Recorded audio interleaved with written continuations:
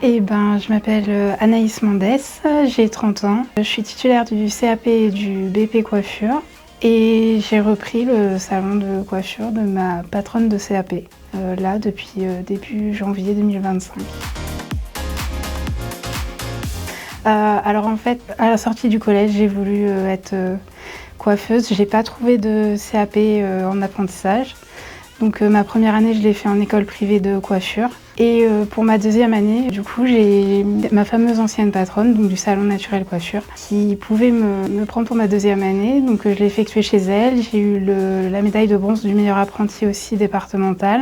Et suite à ça, après j'ai effectué mon BP dans un autre salon. Et je suis partie après dans un salon barbeur pendant 8 ans. Les conseils de ma maître d'apprentissage et surtout la bonne entente qu'il y avait dans le salon et la bonne entente qu'on a toujours eue toutes les deux. On est restés en contact même après le CAP. Enfin, ça a été une patronne vraiment exceptionnelle.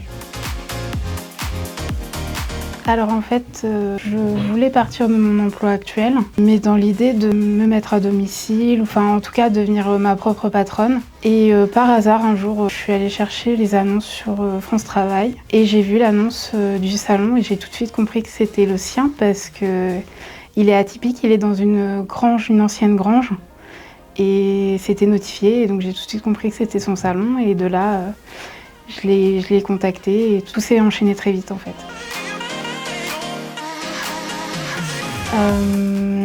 J'ai pas réalisé avant, j'ai réalisé vraiment une fois que j'ai commencé à travailler dedans, je dirais le premier mois en fait. Et encore même maintenant parce que j'ai repris le salon le 8 janvier et jusqu'au 31 mai, mon ancienne patronne est restée avec moi en tant que salariée. Et c'est d'autant plus là, depuis qu'elle est plus là, que je réalise encore plus que en fait c'est vraiment chez moi, c'est mon salon et c'est une sensation étrange et en même temps de fierté de pouvoir lui reprendre son salon. J'ai fait un espace barbeur en fait dans le salon qu'il n'y avait pas. Quelques petites modifications du coup au niveau de l'agencement, mais sinon le plus gros du salon je l'ai laissé comme il était. J'ai gardé le même nom, même numéro de téléphone. Le plus gros est resté pareil. L'administratif. Très compliqué l'administratif en France quand même, faut le dire, mais ça a été surtout ça. Déjà j'ai fait une démission reconversion avec Transition Pro et suite à ça aussi donc j'ai fait appel à une banque pour mon prêt et aussi à Initiative Eure-et-Loir pour un prêt à taux zéro. Donc ils aident les créateurs et les repreneurs. Mais c'est vrai que tout ça lié, ça fait beaucoup à gérer en plus des horaires du salon. Alors pourquoi pas? Malheureusement pour cette année non parce que c'est trop tôt. Mais pour la suite oui. Et mon but ce serait vraiment de former un apprenti et qui sort du salon en ayant les bases pour continuer et surtout garder une bonne entente en fait au maximum et transmettre la passion en fait de la coiffure. De pas laisser tomber, de pas abandonner et on sait jamais l'avenir en fait. Alors oui, j'ai des nouveaux clients, que ce soit hommes ou femmes, et j'ai aussi mes clients de là où j'étais qui m'ont suivi. Et j'ai récupéré une partie de la clientèle de mon ancienne patronne.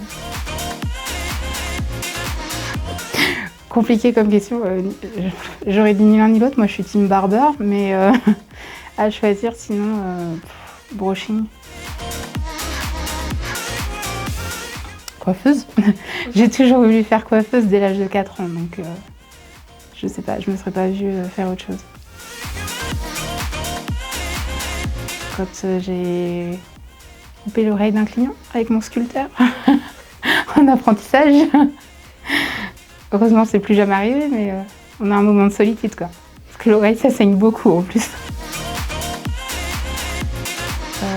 Je dirais le hair touch. C'est une technique qui consiste à prendre le sèche-cheveux et à libérer des cheveux en fait pour effectuer un éclaircissement. C'est une technique de décoloration en fait, autre que les mèches. Peut-être la fin de journée quand on voit qu'on a bien réussi la journée, que tout est fait, tout est bouclé et que tout s'est bien passé. Mon fauteuil de barbier. Comme on arrive vers l'été, je dirais se mouiller les cheveux à l'eau claire avant d'aller à la piscine ou à la mer. Parce que du coup, ça évite aux cheveux qu'ils sèchent de trop. Si vous voulez, c'est un peu comme une éponge. Votre éponge, une fois qu'elle est mouillée d'eau, vous voulez repasser de l'eau dessus, l'eau ne va pas repénétrer parce qu'il y en a déjà. Le cheveu, c'est le même principe. Si vous gorgez votre cheveu d'eau claire, l'eau qui est salée ou chlorée, elle va moins pénétrer dans votre cheveu. Une image plutôt naturelle. Jeune, dynamique, mais naturelle. Bonjour, vous allez bien?